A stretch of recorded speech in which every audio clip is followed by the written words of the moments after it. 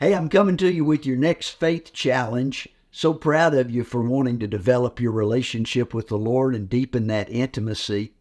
Did you know it's shocking, but this is true, that the average person spends more on their coffee during the month than they do contributing to the work of God at the church financially? That's bizarre to me.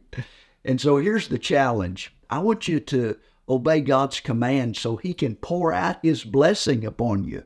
It's not that God's short of cash, but you're short of obedience if you're not tithing. One of the great verses in the Bible, Genesis 28:22, Jacob, one of the great patriarchs, said, "Of all that you give me, I will give you back a tenth." It's not that the tithe belongs to God. It really all belongs to God. Everything you have, everything I have has been given to me by God.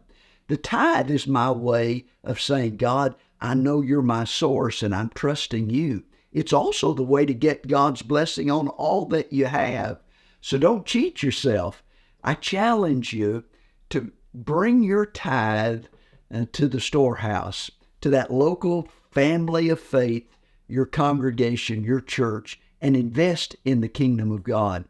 Jesus said, don't store up for yourselves treasures on earth where moth and rust corrupt and where thieves break in and steal, but store up for yourselves treasure in heaven where moth and rust do not corrupt and where thieves cannot break through and steal. For wherever your treasure is, there will your heart be also. And God doesn't need your money, but he sure wants your heart. And one of the great ways to develop a godly heart is to tithe. So even if you're not at that level, why don't you consistently start bringing your offering to your church or give online and contribute to the kingdom of God? You'll be storing up treasure in heaven, and God's blessing will be poured out upon you. Well, God bless you for taking the challenge, and I hope to see you at Meadows this Sunday at 9:30.